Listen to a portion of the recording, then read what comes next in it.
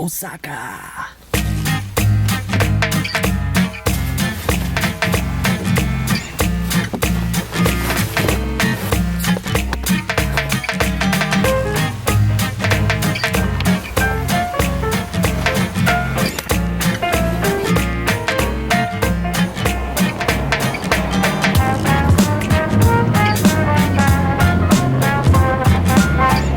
Step one complete. We made it to Osaka Station and now we're just taking a breather, getting our bearings, trying to get over a little motion sickness from the train and the 5 pounds of crepes we both have in our stomachs. So where are we at now? What do we have to do? I don't know. Okay. And that's why we're taking it easy today. Let's take the Hankou Line train. Normally it only takes 45 minutes by train to get from Kyoto to Osaka, but that's not how we roll. We weren't able to put our bags down until 3 hours later. It all comes down to this. Hours in transit from Kyoto. 2 or 3 trains out. 2 trains, a bus, tons of walking. This is home. Why did the journey take 3 hours? Because all hostels in downtown Osaka were booked up and there was no way we were going to shell out $80 or more for a room. So we found ourselves in an apartment an hour outside of Osaka in a suburb named Kita-senri. That meant more of a commute to get to the action, but it also meant that we had an entire place to ourselves where we could experience domestic life in a quiet Japanese neighborhood. And that's how you get to Osaka from Kyoto. Oh, that's really hard. Oh, sweet. We're shopping in a really small little area outside of Osaka. We don't know what we're doing. No.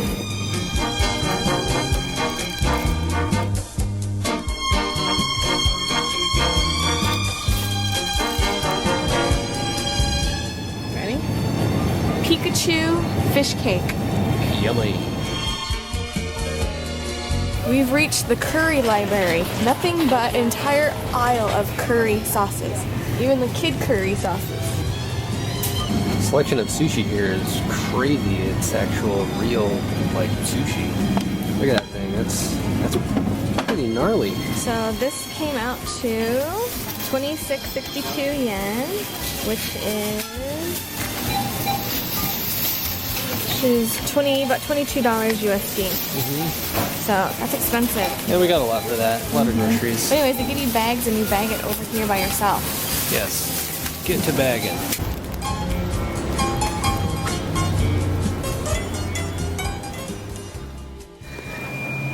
Oh my god. From here to here, that's how far we have to go. An hour away. Shit. We made it! We're at the aquarium! Finally, after... Oh, I feel like a little girl. This is fun. After about 2.5 hours of travel. We're Well, here. actually more than that because we've been in transit all day yesterday. Oh, that's true. So Yeah. we're finally here. I'm excited. Yes. So I think it's about just over $30 for both of us to get in. I'll do the math later. Not too bad.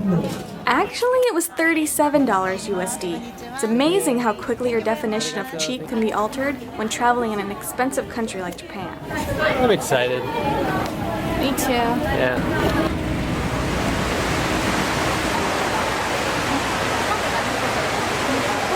What? It's almost impossible to see this guy, but he's what, 3 feet long, you would say? Easily. He's so right there. He's right there, and he goes all the way over to here. He's like the size of an American 6-year-old. Yeah, that's unbelievable. Wow.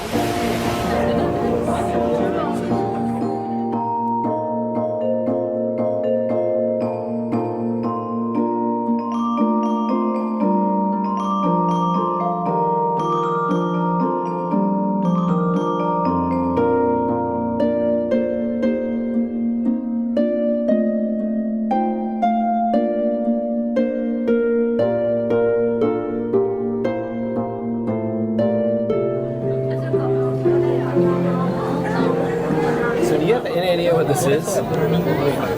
No. I mean, I'll look, but I don't want to lose my spot. Yeah. But that is the most prehistoric. He doesn't even look real. He looks like a creature from the Muppet movie. I mean, I don't know. Yeah. Look, here it comes again. It's crazy.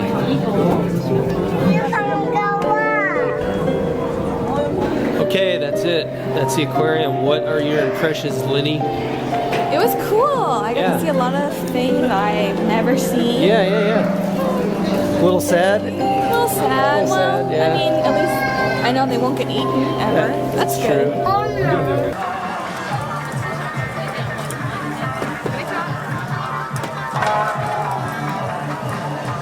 So this is takoyaki. It's famous here in Osaka and of course in Japan, but it's a octopus ball. And the artistry of making it is pretty amazing. Just watch. So battered up. Oh, it's incredible.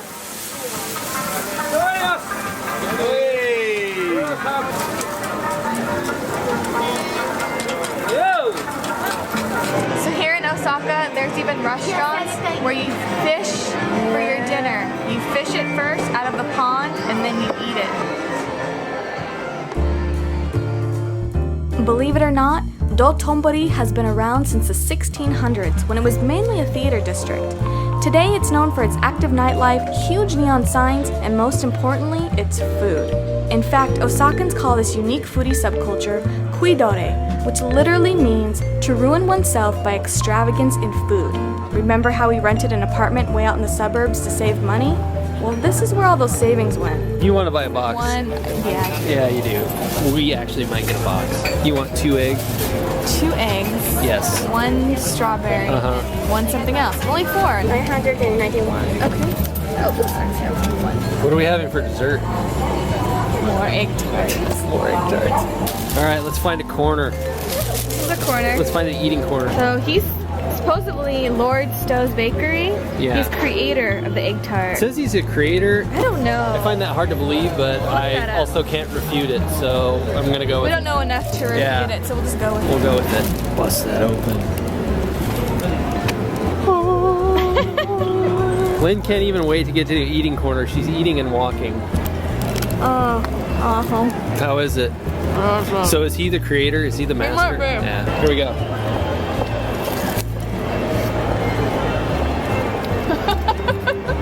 This guy's a creator as far as I'm concerned. So good. It's the wreckage. That's all that was left. Now it's time for dinner.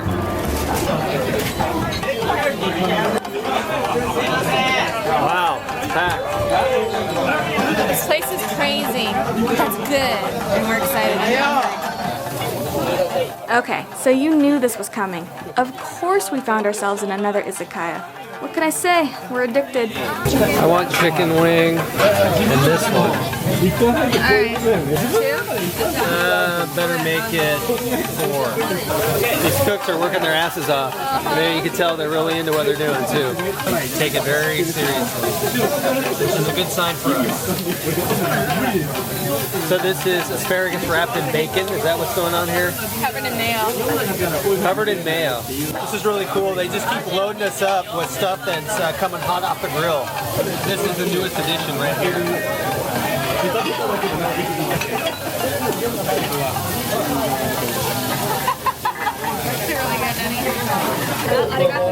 Thank you for that. Quail eggs wrapped in bacon and then whatever that is. Chili shrimp. Shrimp? Wow. Eating things I don't eat normally. So it's chili, you know me, I don't like hot. Raw onions, you know me, I hate onions. This combination is amazing. This is hanabi, not a dessert because it's not on the dessert menu, but it's a fried potato with vanilla ice cream on top. More than just the food though, this place is alive. Everyone's really loud. The second someone walks in, all the cooks and the waitress and the waiters go, hey, you know, like say hello to you. They make you feel really, really welcome. It is just non-stop bursting at the seams, full of action. The food's freaking good. So it's everything. I love this. This is cool. Yeah.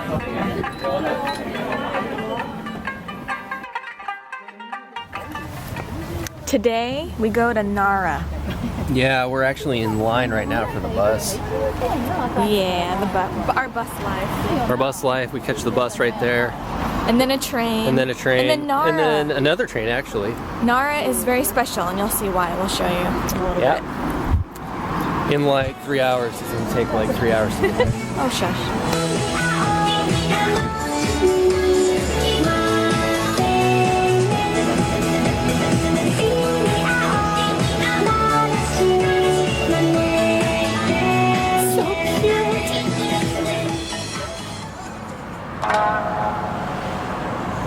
here we are, Nara. We made it. This is the first time in over a month? Yeah. Month and a half that we've not had winter coats Yeah. and like 5 layers on. Yeah, exactly. This place has tons of history. This city is like over 1,000 years old. But we're here because there's a bunch of deer. That's right, deer.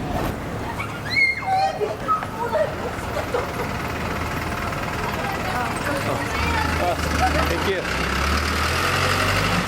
That was so sweet. Traffic literally stopped so we could get a shot. Yeah. That was so I know. precious. Remind me not to piss off any deer today, all right? Just off deer, got it. I don't want to get knocked down. So we're here, and then I think this is just the park? I don't know. I don't know. Deer. What's that? It has tongs to push them away. Really? 'Cause Deer they- tongs? No, because there's crackers, deer crackers here. Oh, I see. Are you gonna get some deer crackers? Yes, of course I am. Right on. Hi. Hi. Hi. Don't knock me down, please.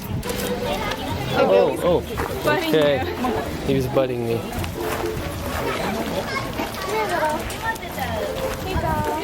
Oh, hi. There's a pigeon. Wow. And a pigeon. Hi. The pigeon's coming in. There's another one. Pigeon and deer. You're feeding pigeon and deer simultaneously. Oh my god. Is he gonna butt me? Maybe. Maybe. Ow. Ow, yeah, he is. God, they're ravenous. Dicks. Nara Park is home to nearly 1,200 freely roaming Sika deer. And if you're like us, you might be wondering why. Well, it turns out that deer hold a special status in Japan, once as divine animals and now as national treasures. These deer are surprisingly tame, and some have even learned to bow for crackers, which makes them irresistibly cute. But they're still wild animals, so annoy them at your own risk. Oh.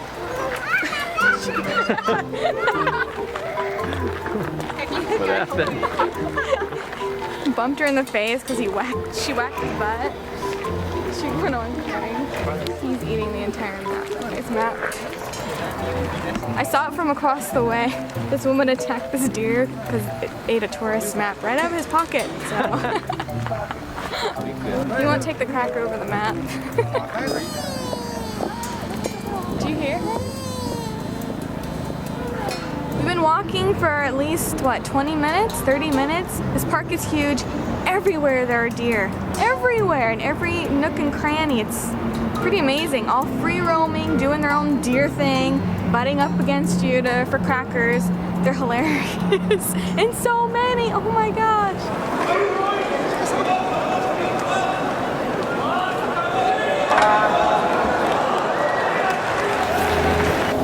So at first this morning we thought we were running against the clock with regard to this sumo match that we're going to see today. It starts at 8:30, so we got up really early and tried to traverse the system, the rail system, to get there on time. Turns out we should have read the fine print on our tickets because it goes on all day into the night. So you can actually leave the Coliseum at some point if you want, go have lunch or whatever and come back later in the day. They only allow 1 re-entry per day though, so we're doing just fine actually. I think we're in the nosebleeds. The cheap seats. We got the nosebleed cheap seats. That's alright. Okay, full disclosure. We went into this whole sumo experience expecting to only stay for a couple of hours. But as soon as we entered the stadium and saw the first few matches, we were hooked and instantly regretted not spending more on the expensive seats in order to get closer to the action. Sumo is the national sport of Japan, the only country in the world where it's practiced professionally. With just 6 grand sumo tournaments taking place each year, getting to see one in person is quite a privilege. In many ways, sumo is a full contact martial art, but it's also steeped in centuries of history and ancient Shinto rituals. Sumo wrestlers live and train together in communal facilities called stables, where nearly every aspect of daily life, from sleeping and eating to training and free time, are strictly regimented by the stable master. So if you're lucky enough to be there when these warriors come out to play, just know that you're witnessing the culmination of years of rigorous training and a lifetime of dedication. For them, everything is on the line.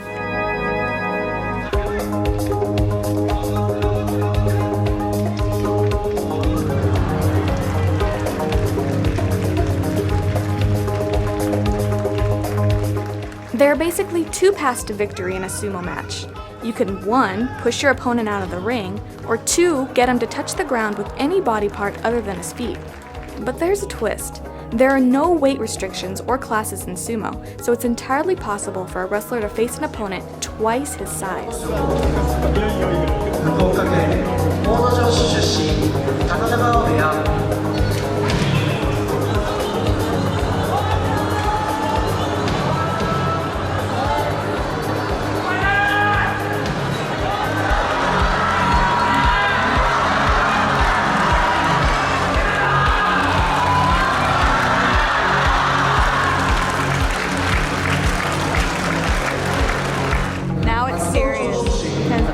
Photographers just came out and they have the monster. They're crowding around. It's serious.